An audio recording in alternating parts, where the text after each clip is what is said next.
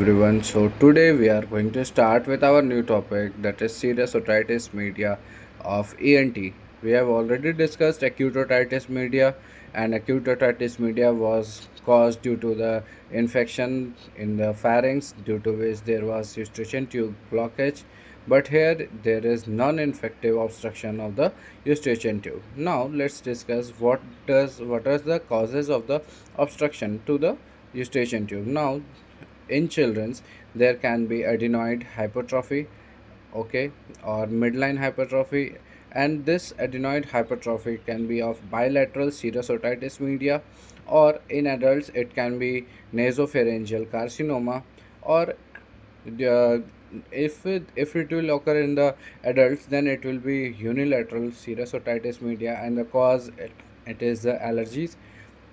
Now, if the cause is functional, such as in cleft palate, it can also obstruct the eustachian tube, or if there is increased production in as it is in the allergic condition, it is also possible in the, so it will all lead to serous otitis media.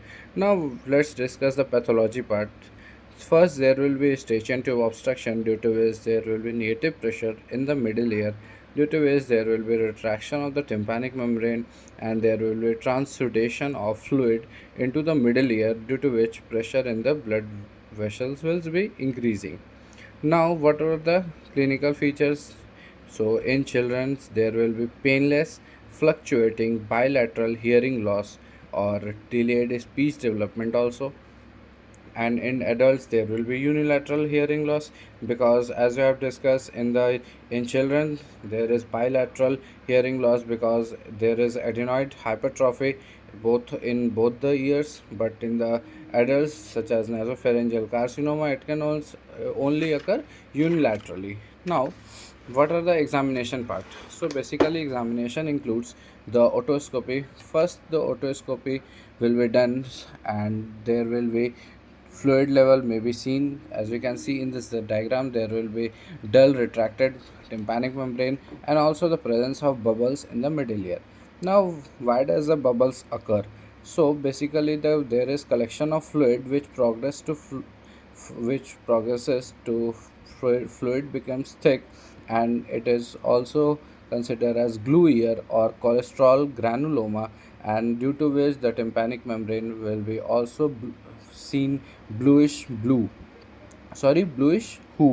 Okay. now it, Now one thing we should remember, that this bluish hue can be differentiated by the hemotympan, because it is also seen in the fracture of the temporal bone. Okay. Now, second we will be doing the tuning fork test, in which there will be Rinne's test negative. Now let's also talk about in other cases when Rinne's test will be negative, such as in conductive hearing loss and sensory neural hearing loss. And after that, Weber's test will be only localizes to the same ear or worsen ear, and PTA is also done, in which the airborne conduction and will be present in the conductive hearing loss, and tympanometry is also done, and this method, tympanometry, it is considered as the best investigation which can be used in the children less than 5 years, because in eustachian tube obstruction middle ear pressure is negative. Okay. And B type of curve it is seen in the tympanometry. Now let's discuss the management part. Now, first, in every case, first we have to do the medical management. After that, if it takes time or if it doesn't heal by the medically, then we should proceed on the surgical management. So in medical management we have to provide nasal steroid sprays, such as anti-allergic, decongestant, or any nasal steroid spray. Why we should provide the nasal steroid? To decrease the size of the adenoids. Okay.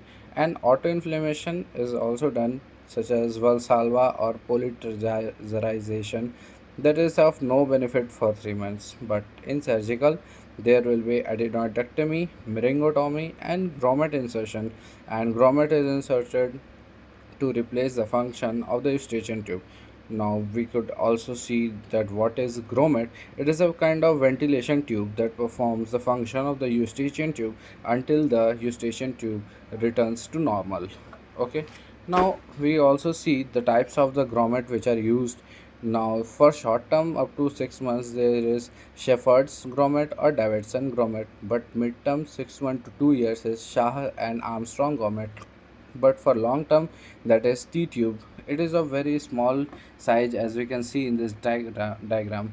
It is off, but the grommet gets extruded one eustachian tube regain its function and removal is not required. Now, in meningotomy, in serous otitis media, the what are the site? So, site of incision will be antero-inferior to mimic the eustachian tube function, and the shape of the incision will be radially to hold the grommet in place tightly.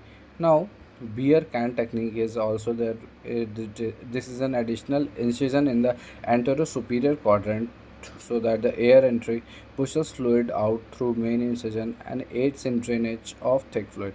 Now, as we have already discussed the acute serous otitis media and serous otitis media, so let's discuss their difference also.